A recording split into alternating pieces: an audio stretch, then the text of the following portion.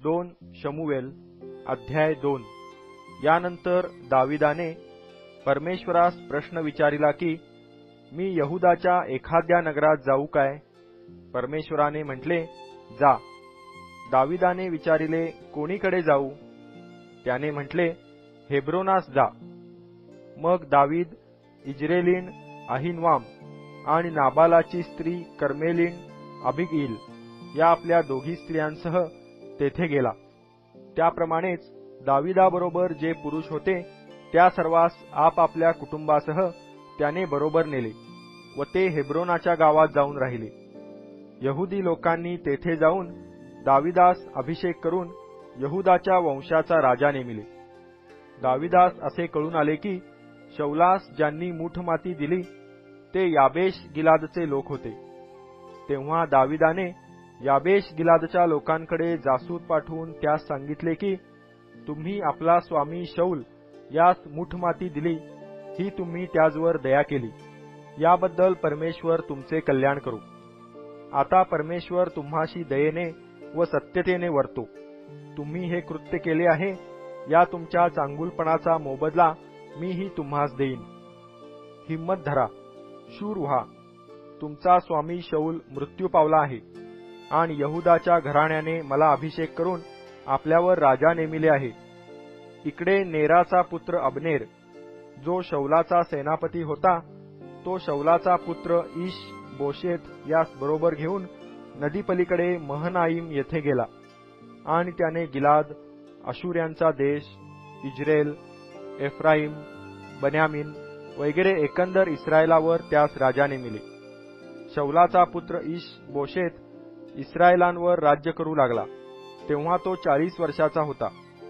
त्याने 2 वर्षे राज्य केले, पण यहूदांचे घराणे दाविदास धरून राहिले।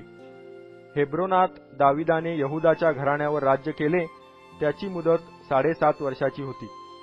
मग नेराचा पुत्र अबनेर आणि शौलाचा पुत्र इश बोशेत यांचे सेवक महनाईमाहून गिबोन येथे गेले।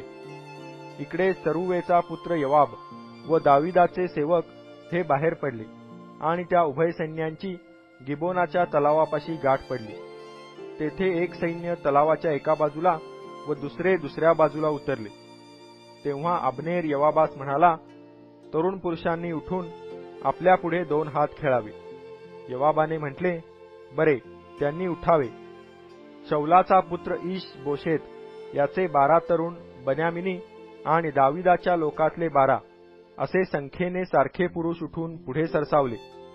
तेव्हा त्या सर्वांनी एकमेकांची मस्तके धरून आपल्या तरवारी आपल्याबरोबर झुंजणाऱ्यांच्या कुशीत खुपसल्या व ते सर्व एकदम पडले।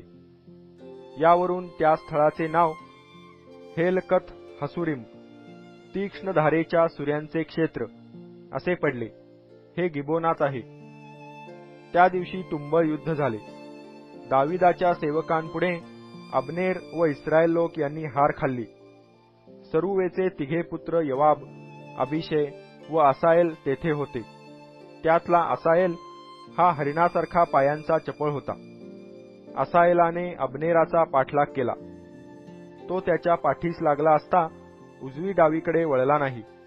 अबनेराने मागे वळून त्याचकडे पाहिले व विचारिले, तू असाएल काय? तो म्हणाला, होय, तोच मी। अबनेर त्यास म्हणाला, उजवीकडे किंवा डावीकडे वळून एखाद्या तरुणास पकडून त्याचे कवच लुटून घे। पण असाएल त्याचा पाठलाग करावयाचे सोडिना। अबनेर पुन्हा असाएलास म्हणाला, माझा पाठलाग करण्याचे सोडून दे। तुला मारून जमिनीवर पाडण्यास मला का लावितोस? मग तुझा भाऊ यवाब यास मी आपले तोंड कसे दाखवू? तरी तो काही केल्या मागे सरेना। तेव्हा अबनेराने आपल्या भाल्याचा दांडा त्याच्या पोटात असा खुपसला की तो त्याच्या पोटात जाऊन पाठीतून निघाला आणि तो तेथेच पडून मेला। असाएल मरून पडला। त्या ठिकाणी जेवढे लोक आले तेवढे स्तब्ध उभे राहिले। इकडे यवाब व अभिषय यांनी अबनेराचा पाठलाग चालू ठेवला व सूर्यास्त होता होता अम्मा नामक पहाडापाशी ते पोहोचले। हा पहाड गिबोन रानाच्या वाटेवरील गिहा नावाच्या गावासमोर आहे। बन्यामिनी लोक अबनेरापाशी एकवट होऊन एक फौज बनून एका पहाडाच्या शिखरावर उभे राहिले। तेव्हा अब्नेर योवाबास हाक मारून म्हणाला, तरवारीस निरंतर भक्ष्य देत राहावयाचे काय? याचा अंती परिणाम दुःखदायक होणार हे तुला ठाऊक नाही काय? आपल्या भाऊबंदांच्या पाठीस लागण्याचे सोडून द्या, अशी आज्ञा तू आपल्या लोकास कोठवर करणार नाहीस? योवाब म्हणाला, देवाच्या जीविताची शपथ, तू बोलला नसतास तर खात्रीने लोक सकाळी निघून गेले असते व ते आपल्या बांधवांच्या पाठीस लागले नसते. मग योवाबाने रणशिंग फुंकिले. तेव्हा सर्व लोक थांबले व त्यानंतर त्यांनी इस्रायलांचा पाठलाग केला नाही किंवा त्यांच्याशी लढाई केली नाही. अब्नेर व त्याचे लोक रातोरात अराबामधून कूच करून यार्देने पलीकडे गेले आणि सगळा बिथ्रोन प्रदेश पायाखाली घालून महनाईमास पोहोचले. अब्नेराचा पाठलाग करण्याचे सोडून परत आल्यावर योवाबाने सर्व लोक जमा केले. तेव्हा दाविदाच्या लोकांपैकी 19 पुरुष व असाहेल हे नाहीत असे त्यास आढळून आले.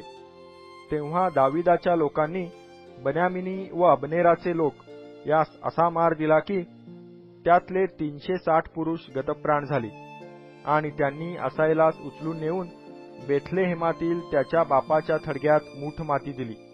मग योवाब व त्याचे लोक रात्रभर कूच करून उजाडताच हेब्रोनास पोहोचले.